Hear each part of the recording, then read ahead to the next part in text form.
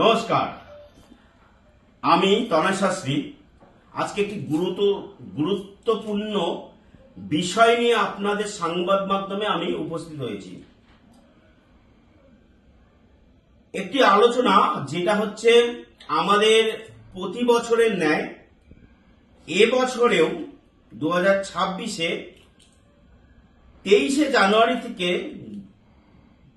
25শে জানুয়ারি পর্যন্ত আমাদের একটি সাংস্কৃতিক অনুষ্ঠান হয়েছে এবং প্রত্যেকটা অনুষ্ঠানে আমরা আইনের ঊর্ধ্বে প্রশাসনিক নির্দেশ অনুসারে আমরা 23 তারিখ থেকে 25 তারিখ পর্যন্ত অনুষ্ঠানটি সময়সীমা বেঁধে পরিচালনা করে এবং অনুষ্ঠানটি সমাপ্ত করি। ঘটনাটা হয়েছিল 25 তারিখ আমরা সেই অনুষ্ঠানে মিমি চক্রবর্তীকে আমন্ত্রণ জানাই এবং সেই আমন্ত্রণের ভিত্তিতে তার কথা দেওয়া ছিল রাত্রি 9:30-এর মধ্যে আসবে, 10:30 থেকে স্টেজ নেবে এবং 1.5 ঘন্টা পারফর্ম করবে। তার জন্য তার মূল্য ধরা ছিল, সে তার পারিশ্রমিক নিয়েছে 2,65,000 টাকা এবং সেটা আগাম একদিন বা দুদিন আগে নিয়েছে। নেয়ার পরে আমরা প্রত্যেকটা মানুষ একটা আশায় থাকি, এটা একজন শিল্পী আসবে, আমরা আশায় থাকি। সেই হিসাবে আমাদের ওখানে যথারীতি আগে অনেক শিল্পীরা এসে তারা নিজেদের প্রোগ্রাম করে চলে গেছে, কিন্তু ম্যাডাম মিমি চক্রবর্তী সে কি করেছে, রাত্রি 11:46-এ স্টেজ নিয়েছে এবং মাত্র 15 মিনিট প্রোগ্রাম করে, অর্থাৎ 12টা পর্যন্ত প্রোগ্রাম করে ওনাকে 12:03 কি 5 নাগাদ আমি স্টেজে উঠে, আমি পাশে দাঁড়িয়েছিলাম, ওনার দুটো গানও হয়েছে, আমি দাঁড়িয়েছিলাম, আমি স্টেজে উঠে পরিষ্কারভাবে আমি হাত জোর করে সবাইকে জানালাম, আপনাদের সবাইকে মিমি চক্রবর্তীকে দেখেছেন, আপনাদের সবাইকে মিমি চক্রবর্তীকে দেখানো হলো, তার গান শুনলেন, খুশি হয়েছেন তো? এখন 12টা ওভার হয়ে গেছে, তাই আমরা এখানে মিমি চক্রবর্তী অনুষ্ঠান শেষ করছি। এই বলে ওনার যে সিকিউরিটি আছে তাদেরকে আমি একটু হাত দেখিয়ে সিকিউরিটিকে বলেছি, ওনার যে সিকিউরিটি আছে তাদের বললাম ওনাকে নিয়ে যান। মিমি চক্রবর্তী সেখানে সবাইকে গুড নাইট এবং থ্যাংক ইউ বলে সে চলে যায় এবং আমাদের কৃতপক্ষ ক্লাব কর্তৃপক্ষ যারা আছে, সদস্যরা যারা আছে, তারা সুন্দরভাবে তাকে গাড়িতে সে উঠে যায় এবং সুন্দরভাবে সে স্টেজেও এসেছিল। তার প্রত্যেকটা ভিডিও ফুটেজ এভিডেন্স আমার কাছে আছে এবং 12:10-এর পরে কোনো অনুষ্ঠান ওখানে আর হয়নি। কিন্তু ব্যক্তিগতভাবে আমি আজকে বলতে বাধ্য হচ্ছি, আমি কোনো আর্টিস্টকে অপমান করছি না, কারণ আমরা জানি, আমরা ছোট থেকে বড় হয়েছি একজন আর্টিস্টের অভিনয় দেখে, একজন গায়কের গান শুনে আমাদের মন ঠান্ডা হয়ে যায়, অর্থাৎ মন ভালো হয়ে যায়।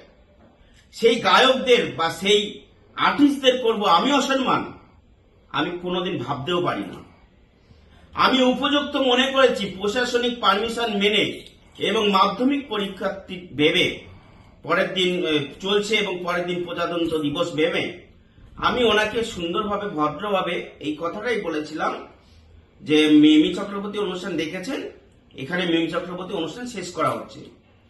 আর ওনার যে সিকিউরিটি বডিগার্ড আছে তাদেরকে আমি বলেছি ওনাকে নামিয়ে নিতে। কিন্তু তা না হয়ে উনি সেটা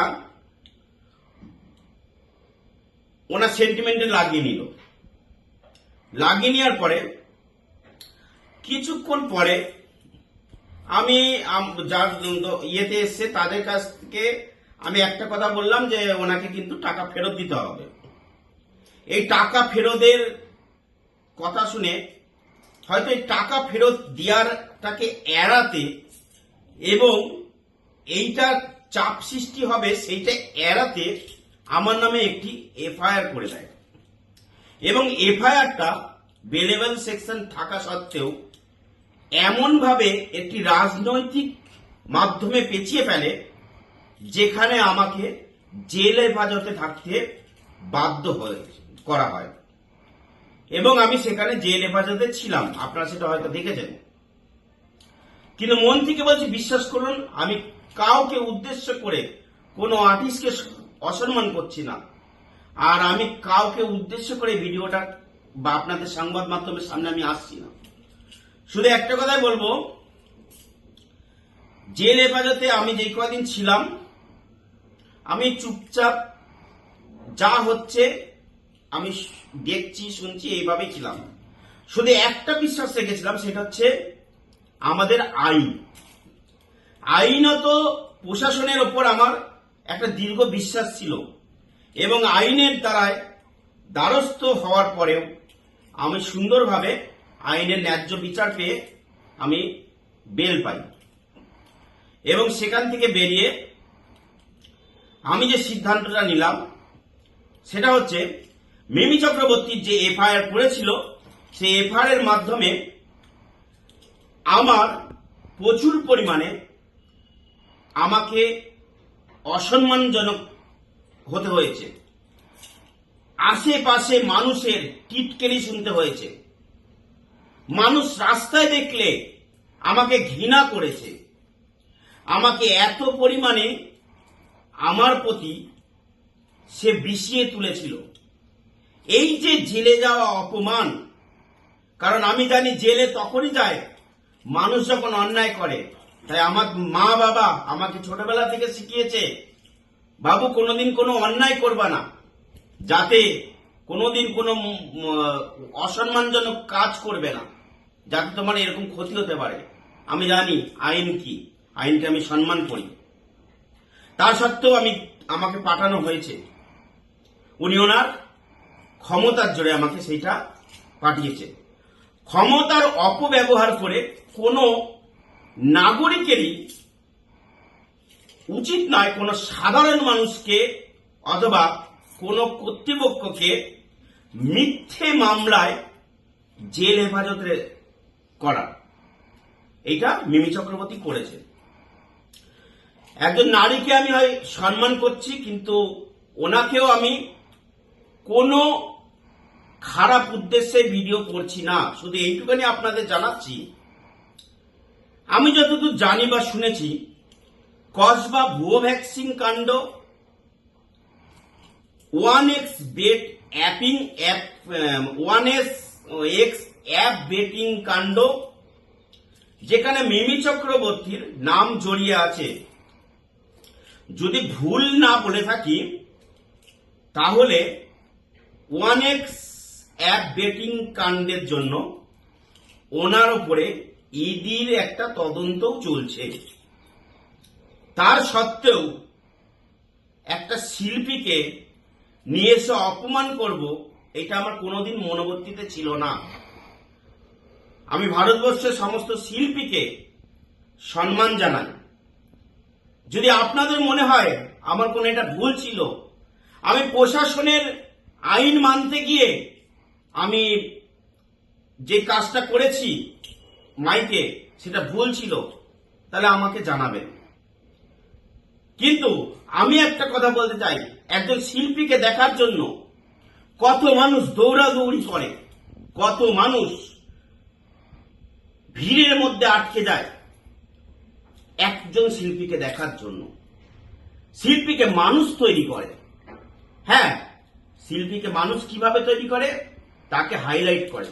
কিন্তু আমি এটাও জানি একজন শিল্পীকে তৈরি হতে গেলে তার যথাযথ পরিশ্রম, তার যোগ্যতায় তৈরি হতে হয়। অতএব আমি প্রত্যেকটা মানুষকে বলবো, প্রত্যেকটা শিল্পীকেই সম্মান করা উচিত, কারণ তারা তাদের নিজের যোগ্যতায় শিল্পী হয়েছে এবং আর্টিস্ট হয়েছে। কিন্তু তাই বলে এই নয় যে আপনাদের এই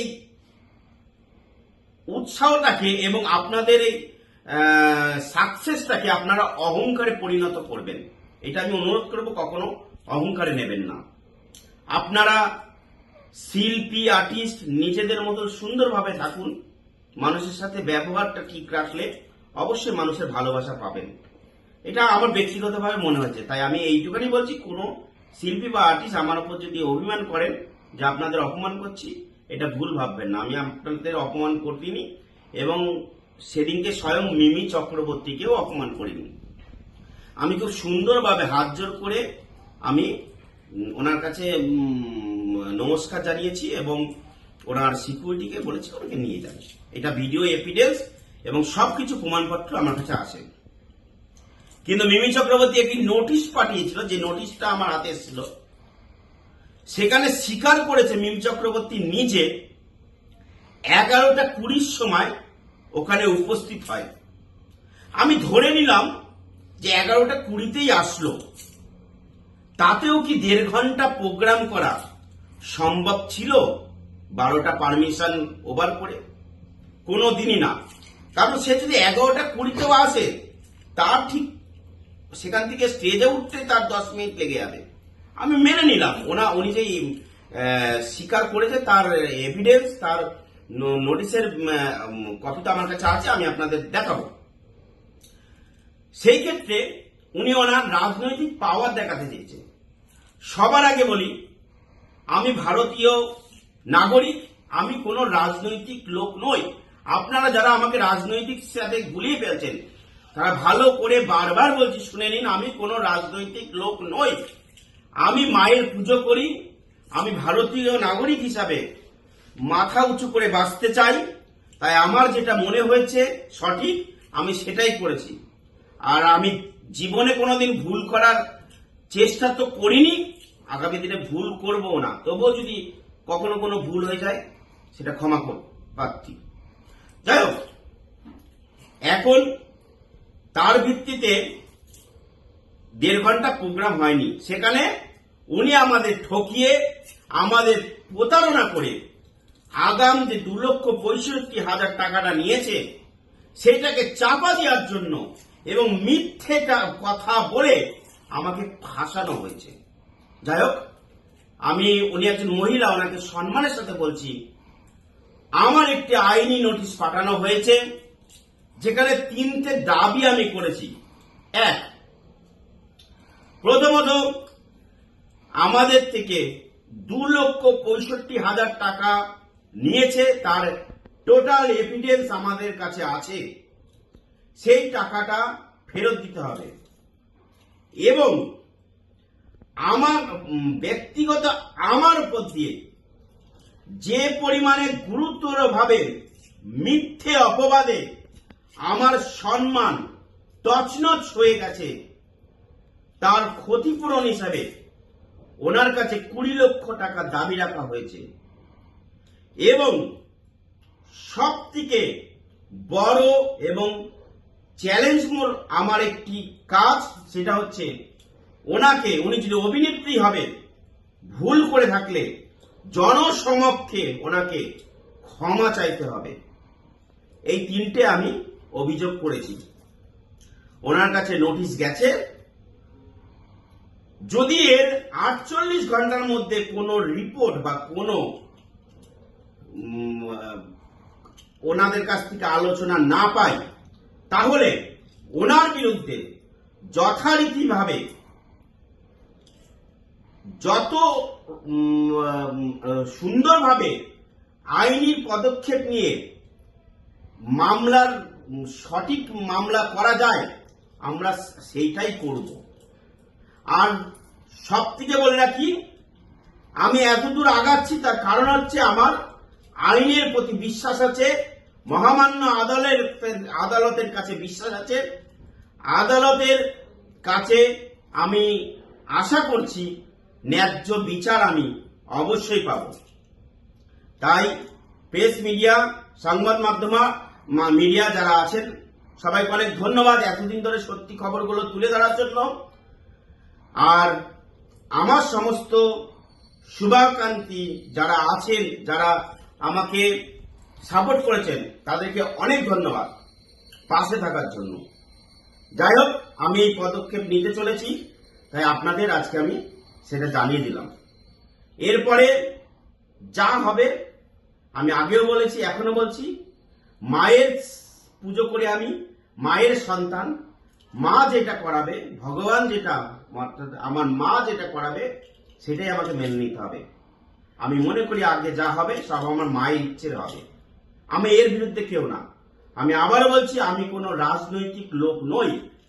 আমি পশ্চিমবাংলায় বাস করছি, পশ্চিমবাংলার আইন শৃঙ্খলার উপর আমার ভরসা আছে, পশ্চিমবাংলার আইন শৃঙ্খলাকে নিয়ে আমি এগোচ্ছি।